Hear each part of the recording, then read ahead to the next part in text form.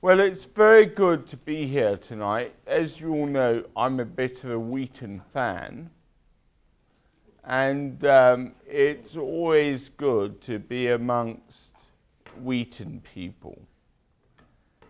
It's also really good that I now have a Wheaton man as my main assistant in Baghdad, Paul White, who's somewhere around. Is he parking the car? Yeah. So that's really good having him. We've always had Wheaton people on internships, but the college had decided it was a bit too dangerous to send interns to me. And the other problem was all the interns who came married members of my staff. So they kind of had other priorities when they were there to do with love. Well, can I say a prayer? In Arabic, we always begin every session with the words, Allahumma ana. That is, the Lord is here, and they say His Spirit is with us. Lord, may you be with us tonight for the sake of your glory and your praise. Amen. Well, Baghdad continues to be the best place in the world to work and the most dangerous place in the world to work. I was just literally before I left, I looked at, there's a website which can tell you what's happened in the last 3 hours. And there's only been 15 people killed in our city in the last 3 hours. But this morning there were a lot more. And so the violence is still terrible. The atrocities are still copious. And it's difficult for us now that we do not have any American military presence. I used to think the British military were the best in the world, but then I learned that it was American. And the American military, I don't know if you're all aware of this, but they are the most outstanding ever. And I'll never forget, one day I will never forget, it was in 2004, and it was Easter morning, and I was at Saddam's old palace, which was where we run everything from in those days. And it was Easter morning. And I was doing the Easter morning service. I didn't know what to preach on that day. And I preached on that song, Because He Lives. Because He Lives. And somehow in my sermon that morning, I mentioned Wheaton, as I often do, but suddenly 8 soldiers came up to me and said, "We're Wheaton people." 8 of them. That was really encouraging. And then we all sang Because He Lives. And I came to Wheaton the following week. And I'd written about the incredible experience of that Sunday. and somebody rang me. I didn't know who it was. She says, "Hello, I'm Gloria." I said, "Who are you?" She said, "I wrote that song." And in the midst of everything, that's Paul White there.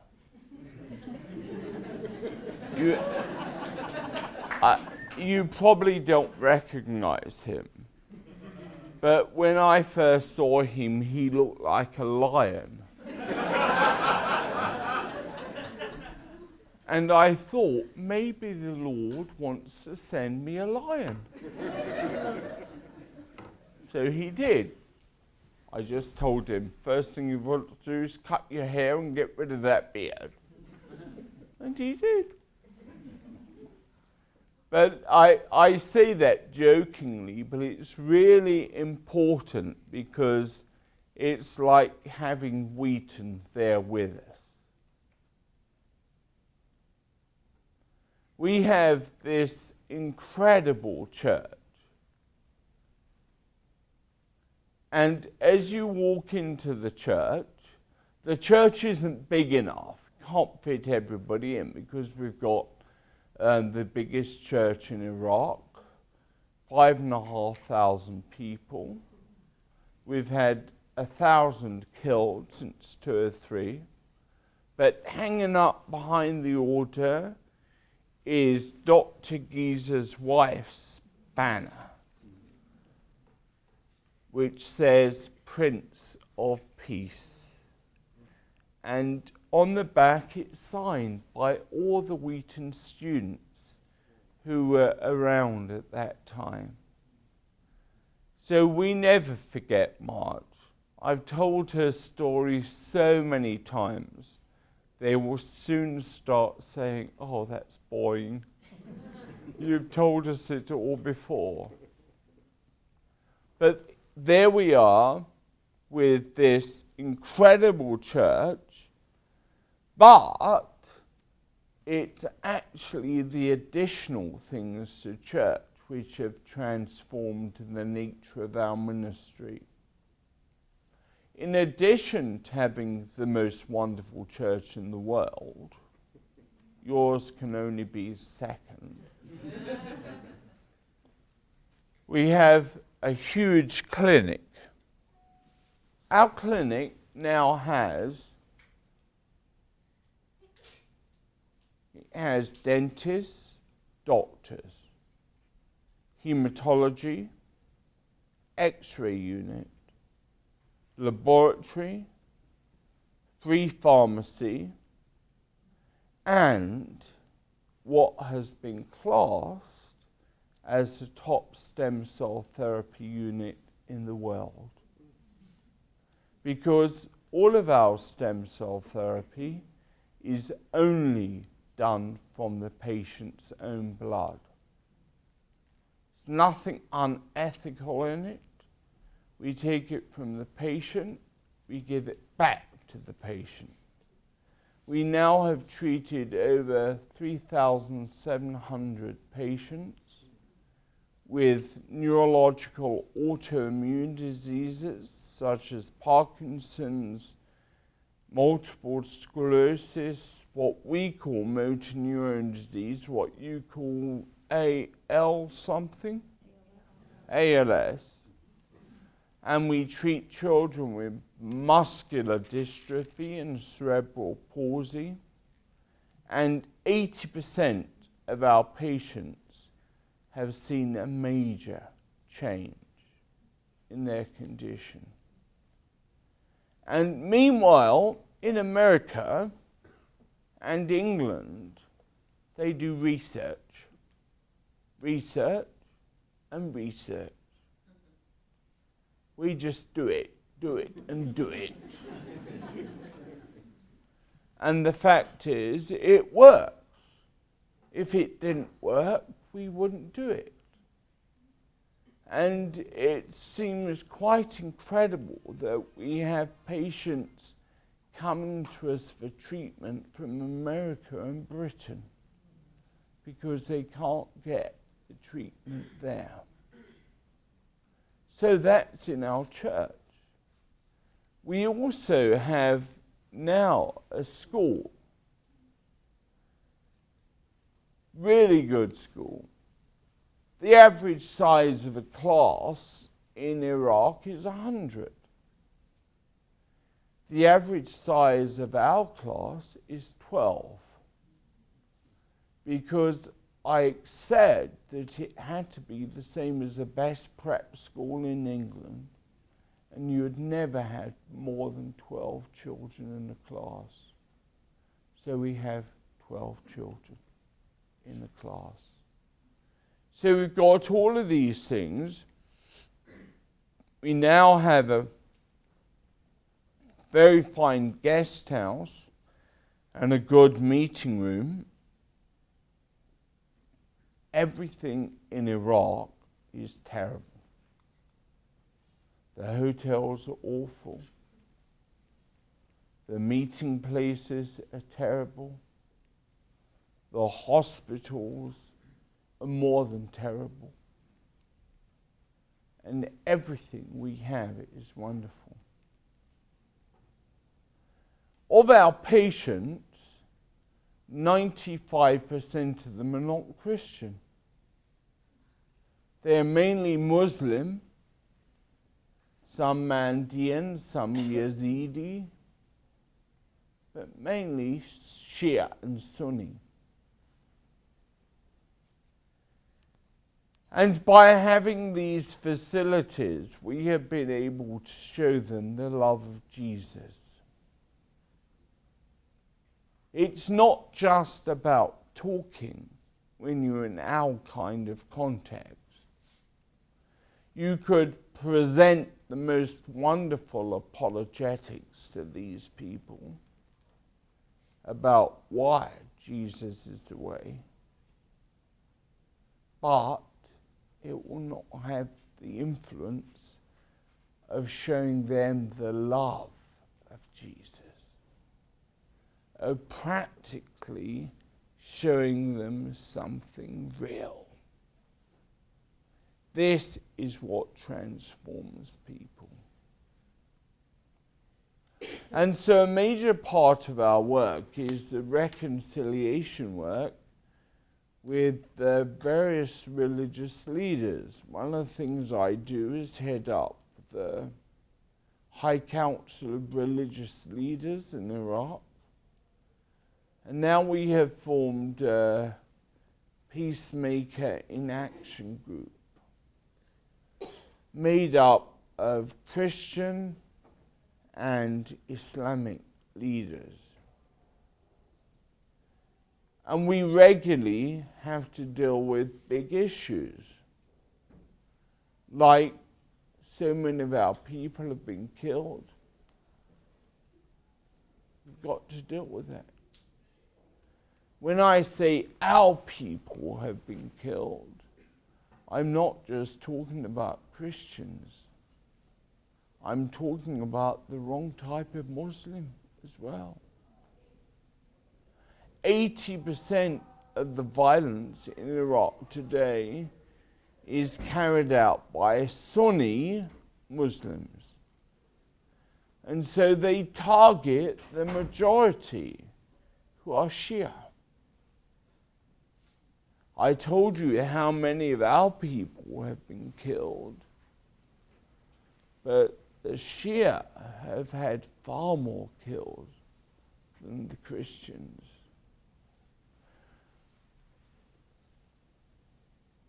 Percentage-wise, the groups who've really suffered most are the Mandaeans and the Yazidis. Does anybody know who they are? You've just done your theological course on them. Of course you know who they are.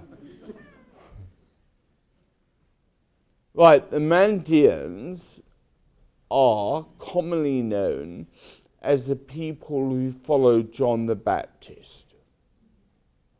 And how many Baptists here? One.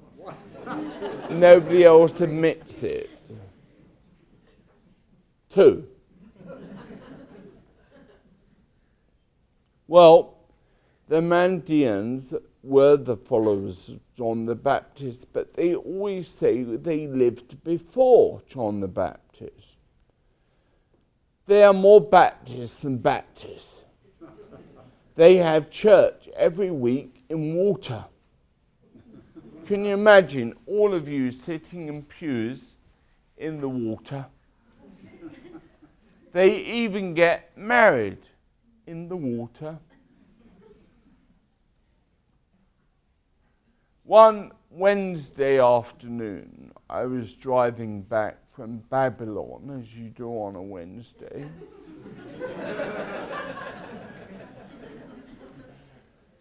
And for the first time ever, even though I'd passed it so many times, I saw a big shrine. I said to the soldiers driving me, "Whose shrine is that?"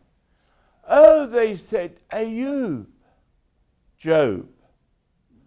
I said, "I didn't know Job was an Iraqi." "Oh yes, he's an Iraqi. He was just after Abraham. You know, the Iraqi guy who lived in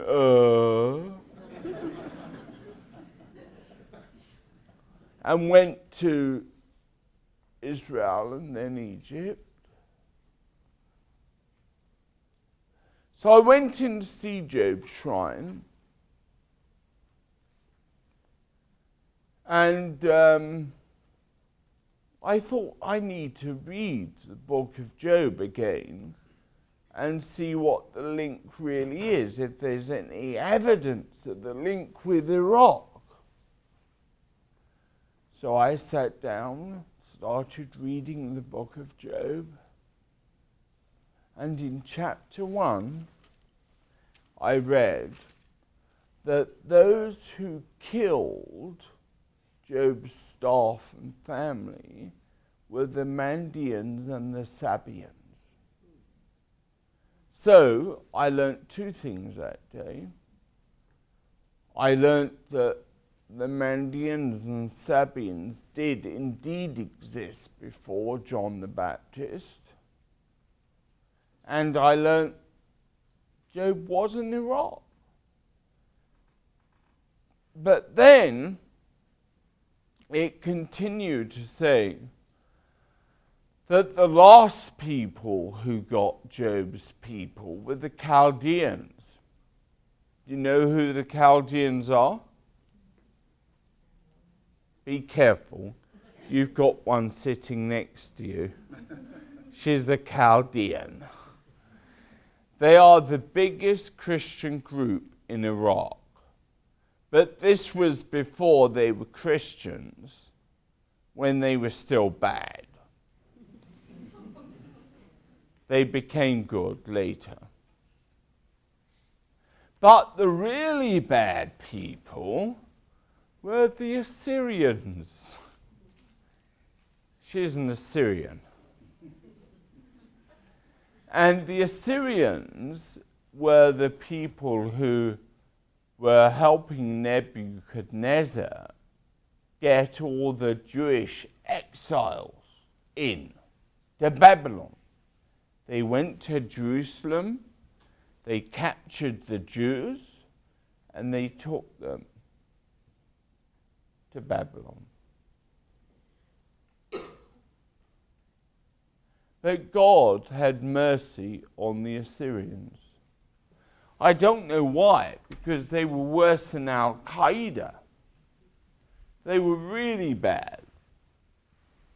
But one day, God decided to send a really miserable evangelist to them. He sent him by a submarine to Nineveh, called Jonah. 700 years after Jonah went there, another miserable man turned up in Nineveh. Who knows who it was? Can I have some of this water? That's yours. Oh, thank you.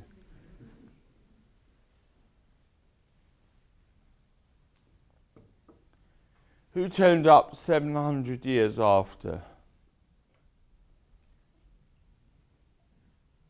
Not very bright.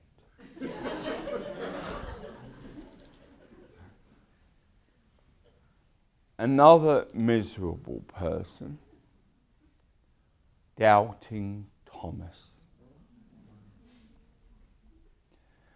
Don't forget that I said that Iraq has miserable people sent there.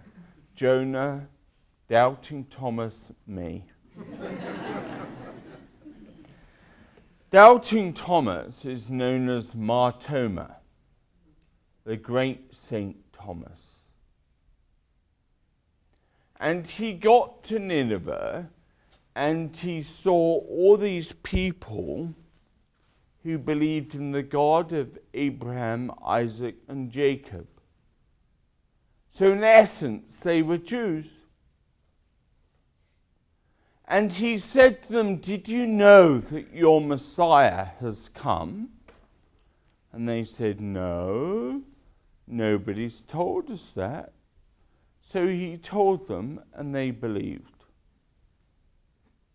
To this day, to this very day, Nineveh is Christian. Surrounded by an Islamic majority, Nineveh, as we call it, or Nineveh, as you call it, is Christian. That is amazing, isn't it? I think that is incredibly amazing. In my church, which is in Baghdad, which is a long way south from Nineveh,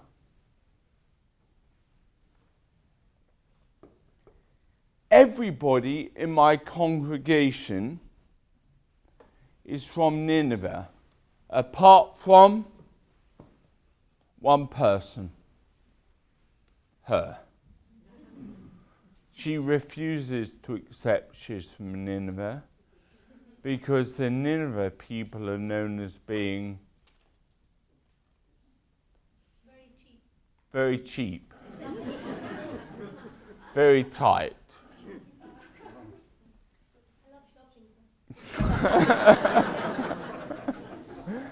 So Lena is not from Nineveh. She's the only one. Her family are, but she isn't. It's amazing how that could happen. So we have a real presence of Christians. The other thing about Iraq is that the Christians don't really know what it is not to be a Christian. They don't know what it is to be born again. It's not that they don't love Jesus, but in Iraq, you're a minority. You are reared to love Jesus, to talk to Jesus, to go to church, and they never stop. I used to get quite worried because I used to say to my people, well, I've actually never been converted. From the youngest age, my parents taught me to love Jesus, and I've always done it. I used to try and draw a heart and give it to him, but I wasn't any good at drawing hearts. And suddenly I realized that they were all like me. They had all really, really loved Jesus. You know, there are a few people who need radical conversion, but not many.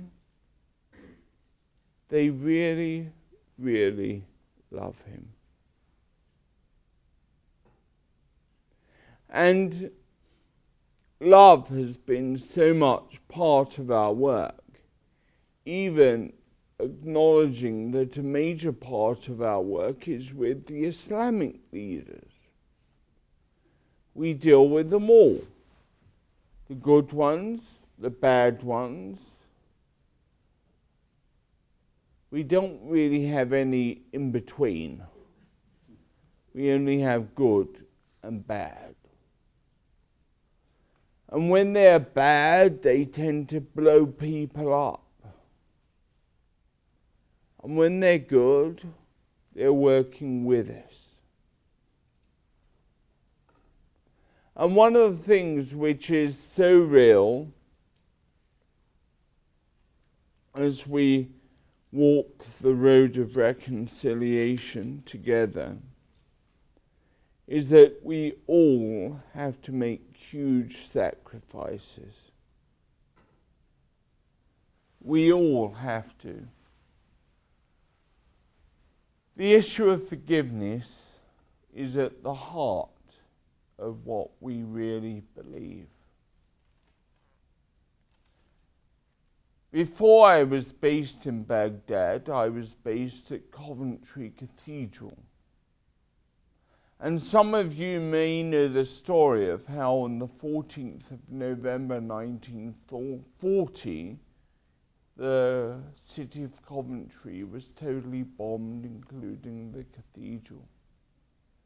The only thing that survived was some of the outer walls and rubble, and the nails from the roof, which became the cross of nails, which I am wearing.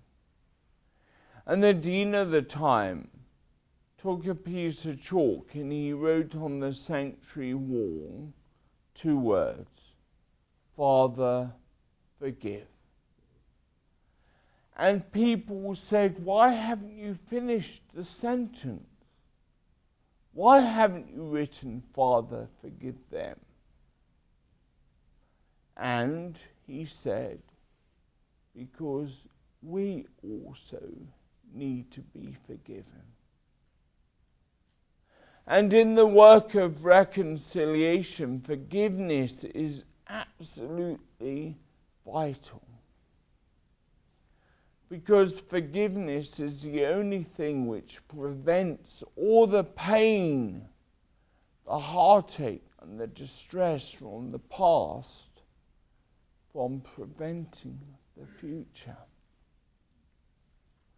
I've said in some of the classes this week that the biggest cause of terrorism is actually loss.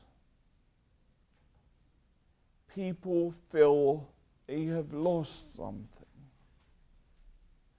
They have lost property, money, territory, but ultimately they have lost power. When people feel they have lost power, they are more likely to become terrorists. And the only thing that can prevent that is true forgiveness. If you look nowadays at Iraq, we see that 80% of the terrorism is carried out at the hands of the Sunni. The Sunni were the people in leadership under Saddam, and now they are nothing. And so they have lost the most, and they have caused the most violence. Really difficult. How do you try and persuade people not to hold on to the pain of the past. And one of the problems is that forgiveness is known to Christians in a way that is not to Islam or Judaism. At the very heart of the Christian message is, Father, forgive. And that, in essence, is the backbone of so much of what we do. And we get these people together, these various Sunni and Shia religious leaders, and we get them listening to each other's story. But then we try to get them to work for something which is definite. They have to work at finding a resolution to some of the anguish and destruction that is going on.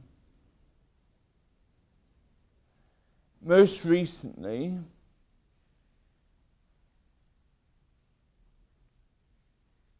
problem was what some Christian had written about Muhammad.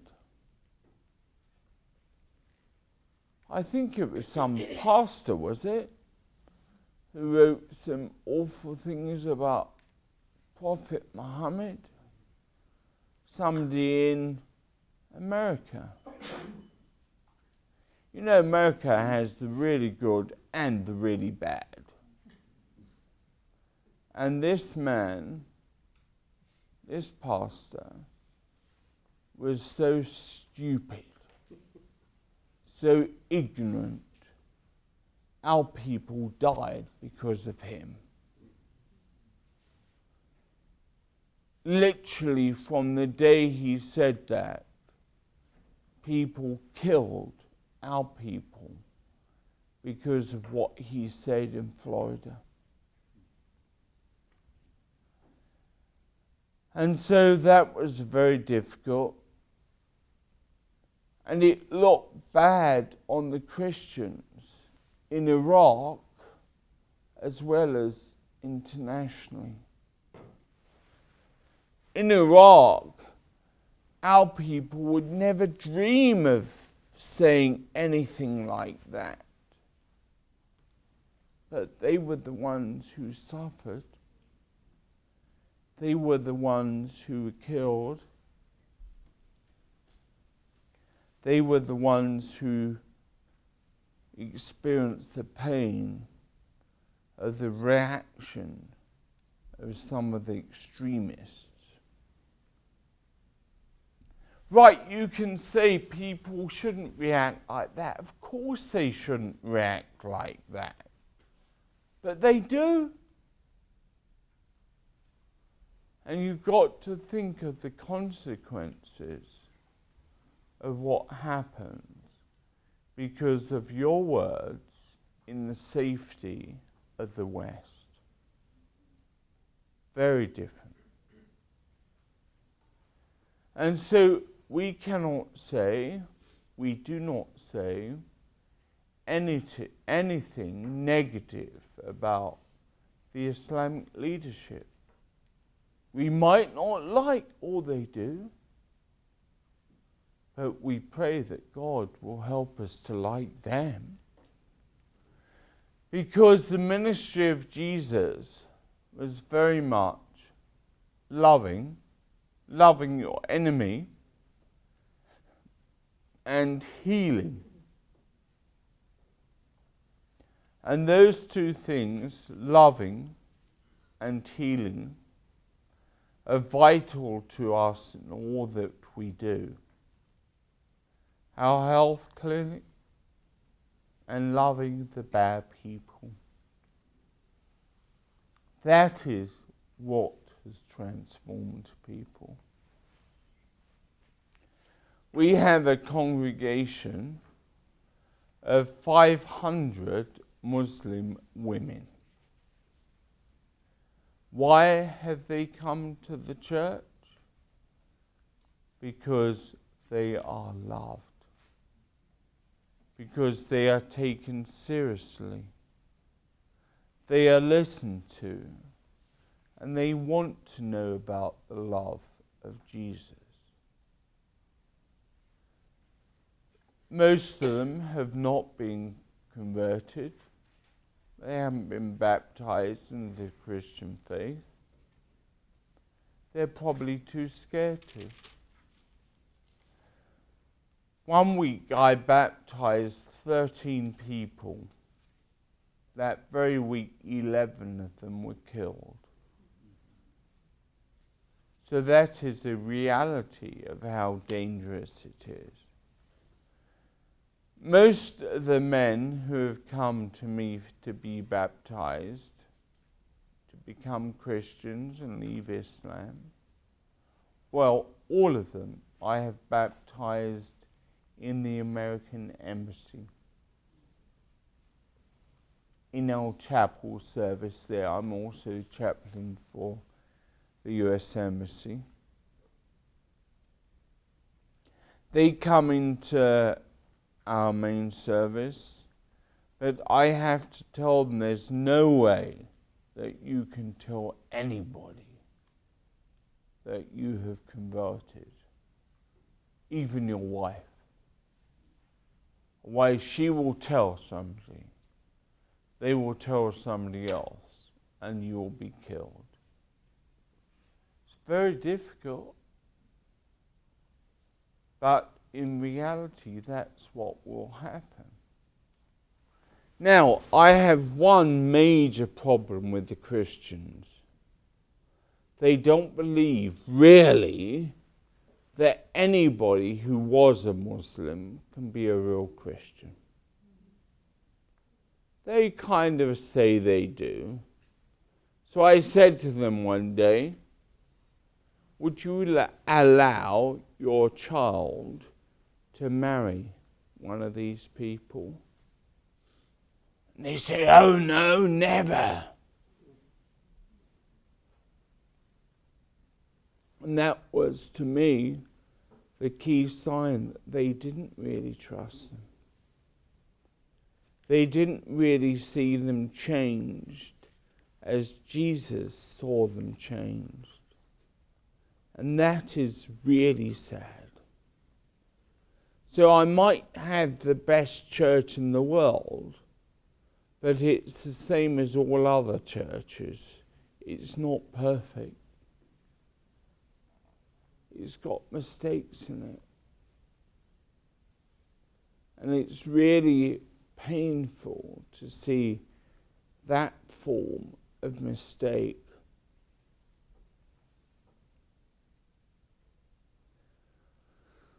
The role of the embassies is not what it used to be. We have still got an American embassy in Baghdad, in the Green Zone. It's 2 miles wide. It has 39,000 staff.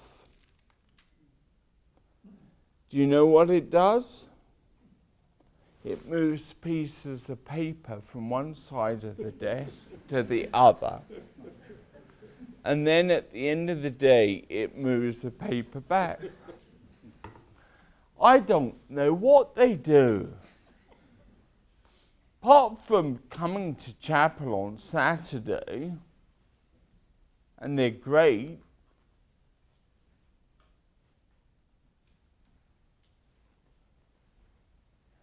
the political department, they're good.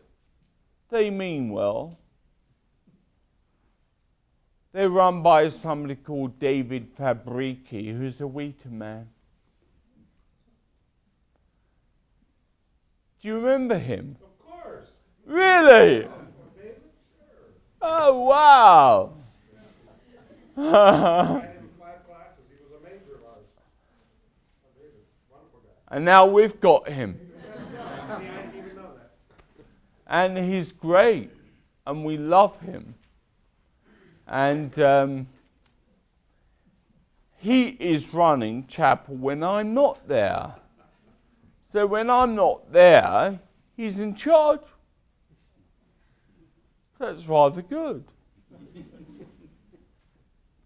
It's amazing how small the world is. That these people can all be your people. It's quite funny because the person who used to be my assistant before Paul, long while before Paul, he's just been made the Archbishop of Canterbury. So I say of Paul, he's probably going to become the Pope. We kind of specialize in that now. But this dear friend and colleague, Justin, who's now Archbishop, he actually reopened St. George's, Baghdad with me. I had no idea then that one day him down there would be the boss up there. But that's the way God works. The Iraqi government remains useless, totally corrupt. The corruption in Iraq is phenomenal. It's quite funny because Lena always says to me, "You are corrupt." I say, "Why am I corrupt?" Tell us why I'm corrupt. Because you've got the security all the time and electricity, which we have only 4 hours a day. You've got 24 hours a day. Sometimes 45. So the fact that I have got all the Iraqi army looking after me and electricity, she thinks I'm corrupt. It might be true of certain people, but not me, honestly. Any questions? What interest does the Army have, other than the government, in keeping you safe, keeping you protected? Because of the work you're doing in reconciliation? Yeah. And you're the only effective person doing that, so they figure they need to keep you safe? Nobody else. Nobody else is brave enough to be there. How do you feel going from having the U.S. military protect you to having the Iraqi military protect you? Do you feel as safe, or what are your sentiments on that one? Well, the reality is that we're probably safer because the US military were a target. The Iraqi army are not such a target. If you look at where people have been killed and blown up, you see that they are a target. People are still trying to destroy the army if it's Iraqi.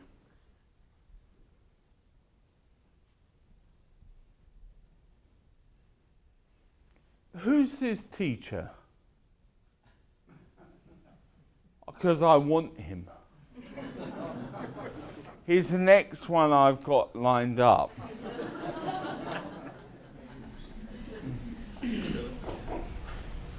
have a question. How can we pray for your family? Because talking about sacrifices, they're number one. How can we pray for them? My family sacrifice. Can you repeat the question, please? Yeah. How can we pray for the family?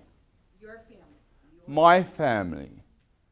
Because they are making huge sacrifices. And just this week, my wife has said to me, I wish you were like normal husbands. There is no such thing. Who come home sometimes. And it's a reality. They are making as much a sacrifice, well, more of a sacrifice than me, by having me doing these things. And that's really, I'm really grateful that you've actually mentioned that, because people very rarely think about that. And that is the most difficult thing. Now, as far as my sons are concerned, my younger son, How old are they now? they are 14 and 16. The younger one just likes the fact that I can bring him back Oreos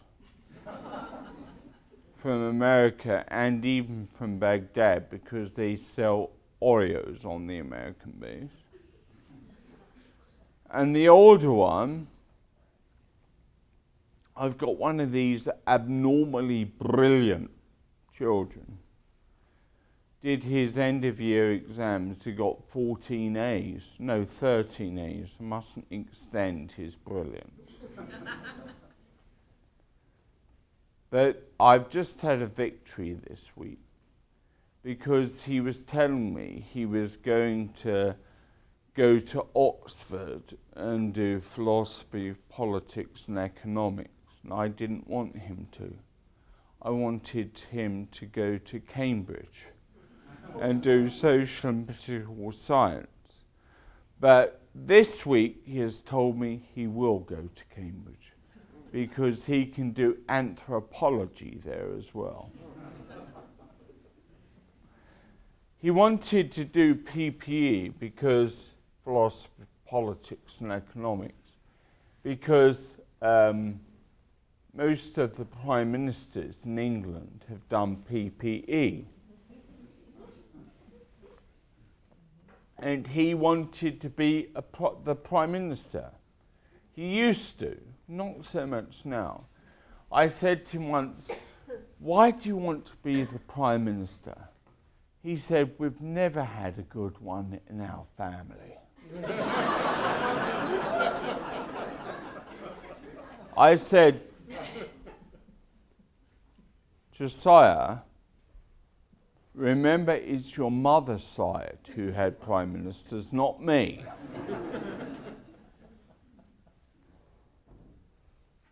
Yeah, my wife is a Chamberlain.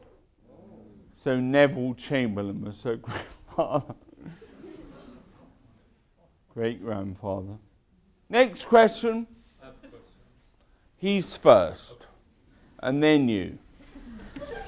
All night long I've been thinking about what you said, 13 baptisms and 11 deaths. Yeah. And I don't think I understand Christianity living in America when people who decide to be Christians in Iraq are facing that. I'm just trying to understand what's the future of Christianity in a country like that. How does change happen? And where do you see it going? Well, politically, things are so bad. The world began in Iraq. The Garden of Eden was there. I might be an Anglican, but I still believe God made the world. And the reality is that the world could end there. As you look at what's happening around the Middle East, it's pretty bad. But most people have got absolutely no idea what it means to suffer for Christ. Oh, I've had such a hard time. I'm suffering for my faith. Rubbish. You don't know what it means here. Right, somebody might give you a bit of a hard day. It's nothing like what these people are suffering every day for their faith. Next one. What has been the biggest challenge in your own personal life, in your personal walk with Christ through this all? Your biggest personal challenge? The hardest thing is what you said, not being with your family. That is the hardest thing. I don't have any challenges of faith or questions or doubts, none at all. I love what I'm doing, but the family. That is a real sacrifice. Because even when I'm not in Iraq, most of my time, I'm running around trying to raise the money for our work in Iraq. We need $177,000 every month. And the Lord provides always, but He doesn't just send it out of the clouds. You have to work for it. Next one. The Christian minority in Syria is somewhat similar to the Christian minority in Iraq prior to 2003, in that they've been protected by the government, albeit a corrupt government, albeit a tyrannical government. I'm curious what your community thinks of what's going on in Syria right now. Well, the reality is our community does not know or think about what's happening elsewhere. I have never heard any of our community once even mention the situation in Israel and Palestine. Syria, as regards them, was a place that many escaped to. They went to Syria because they thought it would be good. Now, many of them have come back, and they are refugees in their own land, internally displaced people. That's a very painful situation. You know, people who thought they were leaving for things to be better, and they're not. You know, Dr. Geezer, the president of Syria is an ophthalmologist, like you. And I used to work with him in London. I used to gasp for him. And he was useless as an ophthalmologist as well. And he's useless as a president.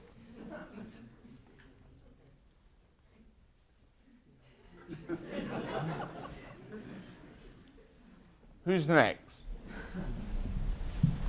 You mentioned that when you're baptizing somebody coming out of the Muslim faith, you tell them, not to tell anyone about that. So what does a life of faith look like for that person? Life of faith for them is every day they love Jesus. Every day they study His Word. And at weekends they secretly come out to worship.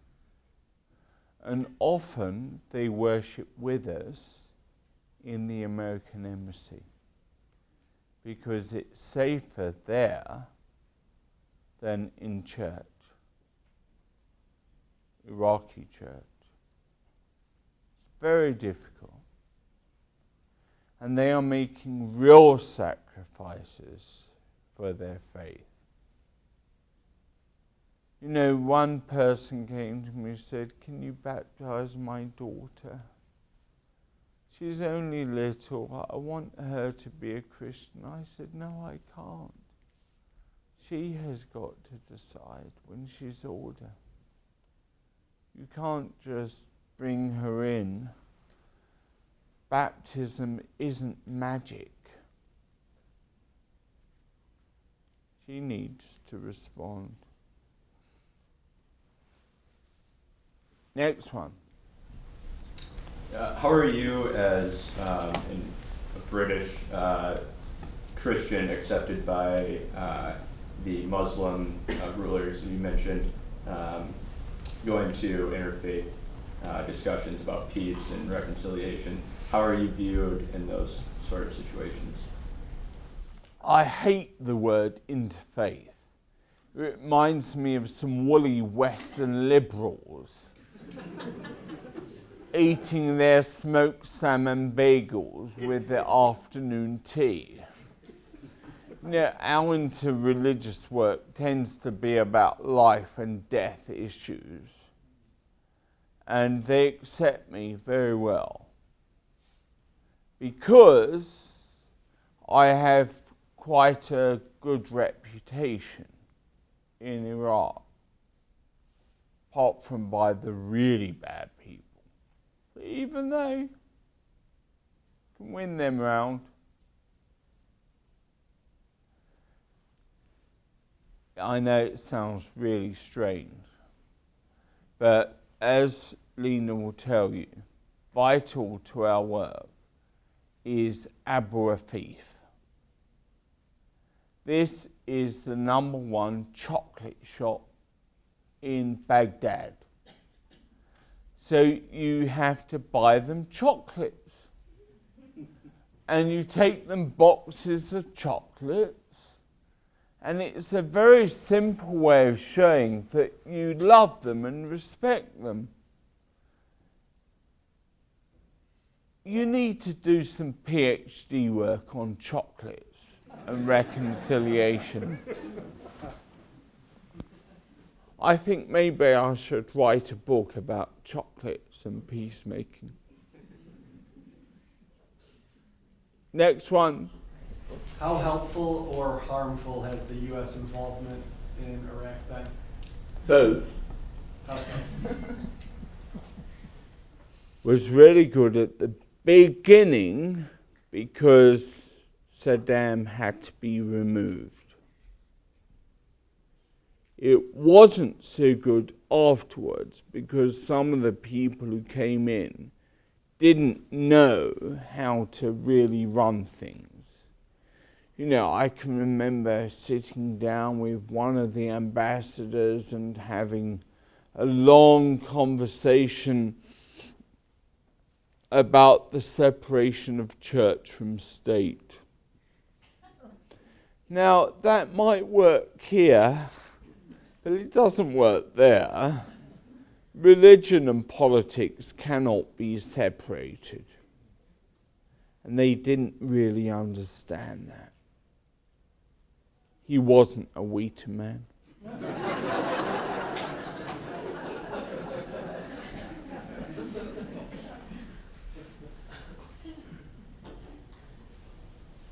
How's the controversy in Iran affecting the Christian church in Iraq? Well, the controversy of Iran isn't affecting the church at all, but it affects the nation. Do you know why? Because you lot went in and liberated Iraq from Saddam, so we got up and moved towards Iran. And we are still really into Iran because we are Shia. And there are only 2 Shia countries in the world, Iraq and Iran. And the reality is that, once again, religion is a key player. They are Shia, we are Shia. We have Najaf, they have Qum. So the two are very closely linked.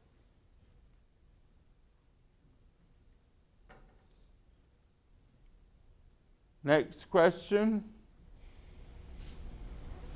Can you talk about a little bit about your time in Israel-Palestine a few years ago? Well, in Israel and Palestine,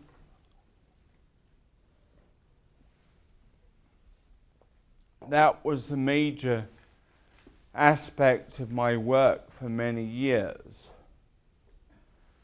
And I'm being persuaded that I need to go back. So I'm trying to work out a way I can spend from Monday to Friday morning in Israel and Palestine. And in many ways it was very similar, working with Islamic, Christian and Jewish leaders. But there, we have no peace process at the moment. It's not working. It's all a mess. Total disaster. There, the Christians were the hardest ones. Not the Muslims or the Jews. Christians. I could talk about that, but it would take hours. So I'm not doing that because she's pointing a watch already. That's a role in life. Next question.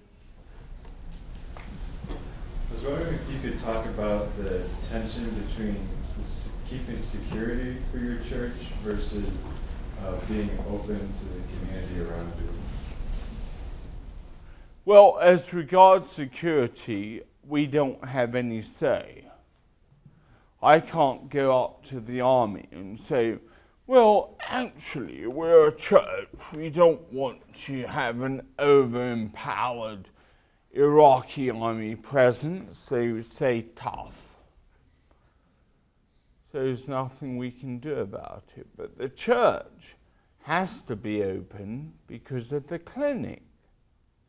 So people have to be able to come into that all the time. And they do. So that's good.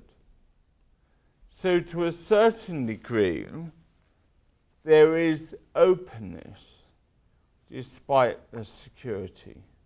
Everybody who comes in is checked for weapons or suicide bombs. Because once or twice we've had them turn up with those things on them. But next one. I have two questions. You can answer which one you want. Okay. I was wondering, as the cops in Egypt have feared their right's going to go as Islamic rulers take control of the parliament, is there more fear in Iraq that the Christian rights may disappear as American forces withdraw more or it's less relevant in news? And second, what do you think should have been or could be the proper response to the civil unrest in Syria? Well, as regards any fear of the Christians, in light of the Muslim Brotherhood in Egypt, for example, we've got no fear, have we, about being Christians in Iraq? We don't have any fear of the government. That is very positive. The government are not against us.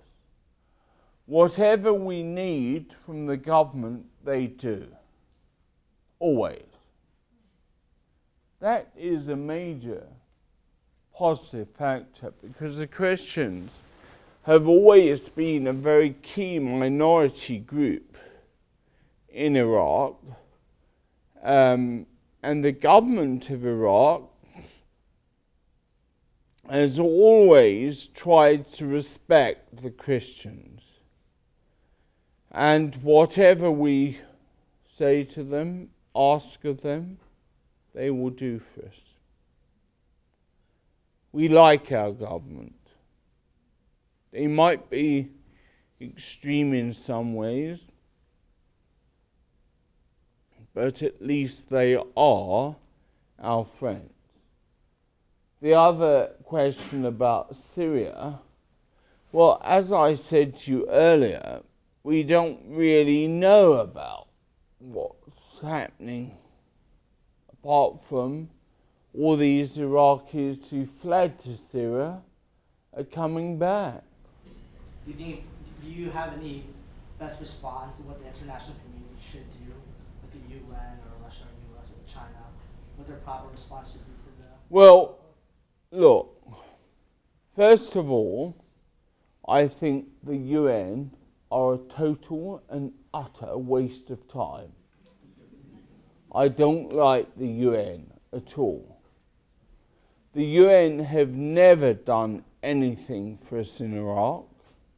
They have posh officers, they have staff, and they do nothing. Unlike the American embassy, which may be huge, and they may spend time moving paper from one side of their desk to the other, but they are still with us. And if we have a problem, we know they will be with us. It's quite funny because you would all think the ambassador is the most important person in the embassy. He's not. The most important person is the RSO, the Regional Security Officer. He's in charge of security for the whole of Iraq. The ambassador can only come and see us if the RSO lets him. The RSO comes to see us because he's our friend. He's a very committed Christian, a Seventh-day Adventist, and because of church on Sunday and Friday, we have to do chapel on Saturday. So he likes me. So it's really good. So we can do most things with our RSO.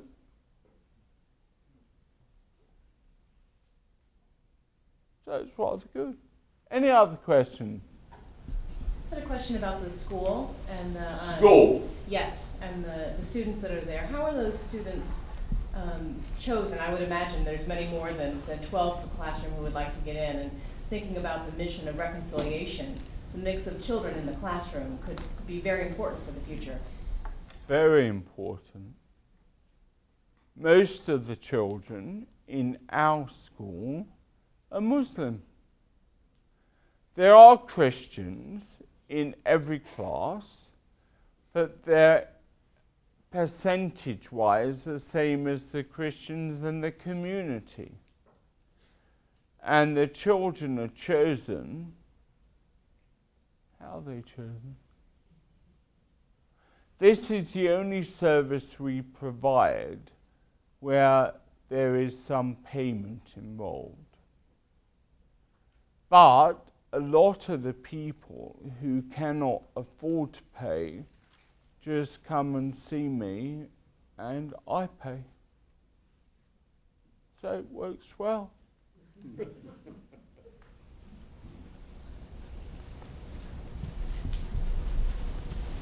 What have you seen is the biggest stumbling block for Muslims to come to Christ in Iraq? The biggest stumbling block is what they have been taught about Christianity. That we have three gods, that we don't really care about God being one. That is why every time we even say the grace in any Iraqi church, Bismillah, wal ibn wal ruh al qudus alillah al wahid, Amin. God is one. Our God is one. That's very key. And if people realize that we believe in God who is one, and we love them, they will overcome the stumbling block. Right, I'm going to stop now. Andrew? Yes? Could you tell the story that you told in chapel, really briefly, about the little boy this morning? Right. It's a different audience. Final story. We were preparing our children for their first communion. And they came every single day for 6 weeks for their classes to learn about Jesus and the Bible and the Trinity. And on one day, we were taken back from the classes, and the children in the bus got blown up. None of them got killed, but they got blown up. All the children started singing Abana Lithi, the Lord's Prayer. And the bus managed to go a little further, and it was blown up again. The following Saturday, all of them were alive, but the following Saturday was First Communion Day. And there they were in their little white dresses. And I said to the children, when you walk down the aisle, be very careful, because Jesus might walk down with you. So they were very careful. After the service, a little boy ran up to me and said, Abuna, Abuna, my father, I saw Jesus. I said, how do you know it was Jesus? Ah, he said, he was on the bus with me when we got blown up. He was on the bus with me. And I thought that was such a wonderful example of the presence of Christ in the midst of darkness. If you want to know some more stories, I have a few books. I didn't think there were going to be many of you here. So how many books have you got, Fuller? 20.